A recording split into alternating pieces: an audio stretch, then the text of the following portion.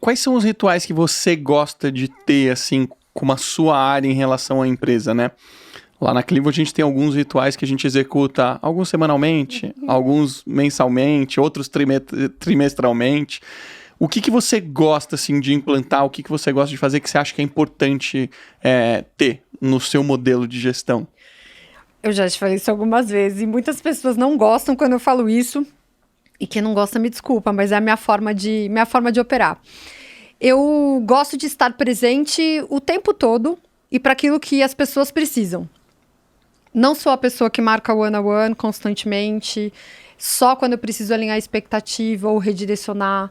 Eu gosto de, uma vez por semana, pelo menos, estar com os meus diretos para que a gente faça os nossos alinhamentos e, às vezes, para a gente não fazer elementos, só fazer bobagem. Faz umas 3 semanas que nos nossos syncs da semana é só falando sobre a vida, coisas aleatórias, nos atualizando o que está acontecendo, né? Eu acabei de adotar um cachorrinho e esse é o assunto do momento, então Você a gente tá com compartilha dois. Ó, qual que é o nome do segundo? Jack. Jack, o primeiro? Lobito. Lobito, verdade. Lobito é gringo, mexicano. E eu gosto desse compartilhar da vida para que a gente entenda os momentos, sabe? Pessoal mesmo, Pessoal. bem pessoal.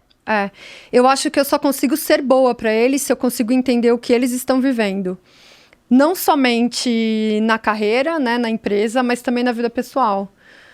Porque influencia bastante, assim, né? A gente não separa o profissional do pessoal, é tudo a mesma coisa. Então, eu acho que eu gosto de ser presente nesse sentido, sabe? Eu tava te falando agora da minha relação com a Elo. Uma vez por semana a gente estar juntas para dividir a nossa agenda. Então, a gente trabalha, almoça, faz reunião, vai no médico, vem gravar podcast.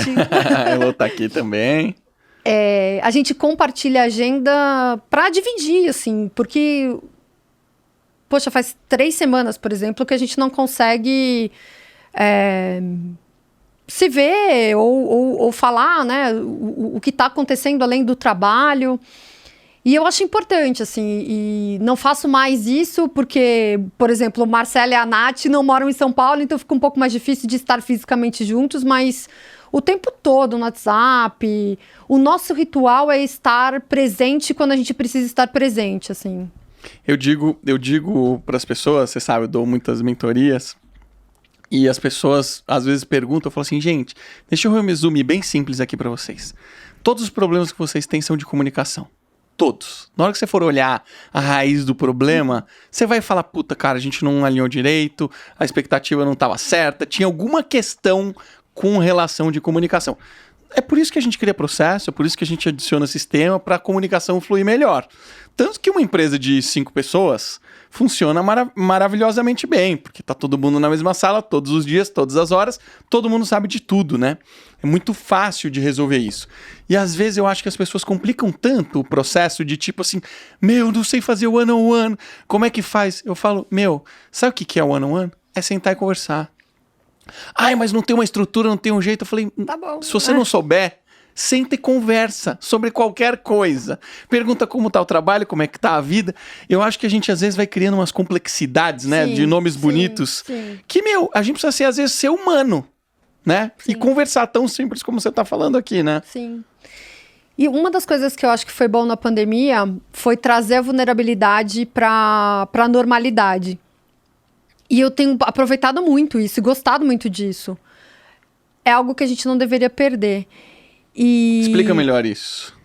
Você poder dizer que você não tá bem, você poder dizer que não quer, que hoje não, eu não quero, hoje, né? Hoje eu não tô bem, não tô legal. Você poder desabafar, contar algo pessoal sem ser julgado e criticado, porque tá todo mundo vivendo a mesma situação. E eu não gostaria de perder isso. E eu acho que a troca, né, de líder e liderado, ela melhorou. Mas a comunicação ainda é um grande ponto, como você colocou. As pessoas ainda acham que elas precisam criar rotina e precisam utilizar as nomenclaturas bonitas, né? O feedback, o one-on-one, o plano de desenvolvimento, essas coisas todas que foram criadas, enfim, um momento que era importante e oportuno, para poder fazer o negócio acontecer, estar juntos, né? E não, é comunicação pura, e a comunicação é trocar ideia, sentar, bater papo, é exatamente a troca que a gente tá falando.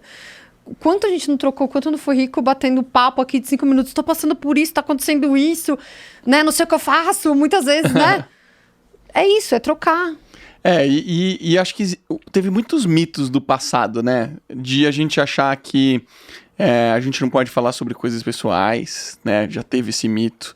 Não sei se em todas as empresas foram resolvidos, mas eu acho que no nosso mundo de startup isso meio que já é resolvido, né?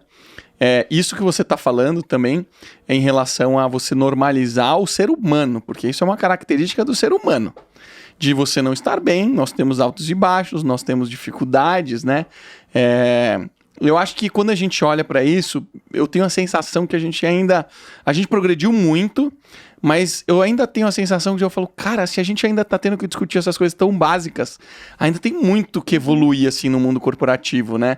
Porque ainda tem chefes que são mais tradicionalistas, que são bem old school ainda, né? E ainda não entendem isso totalmente, né? Sim. E tudo é relação humana. É a pessoa e o processo. E não adianta, é a relação humana. É a relação humana. Como é que você vai impulsionar as pessoas para que elas executem o melhor? O melhor. E, independente se você é chefe ou não, se você... Né, é o time que você precisa influenciar ou não. Essa é a relação que acontece com os pares, né? Com o subordinado de um cara de uma área completamente diferente da tua. É como é que você influencia as pessoas. E não tem a ver com hierarquia. Não tem a ver com hierarquia. Porque eu lembro de momentos da minha vida em que eu tive que influenciar, que eu era uma analista. E influenciava. É possível, né? Claro, claro. Comunicação, relação humana. Comunicação, relação humana. E comunicação e relação humana. É isso.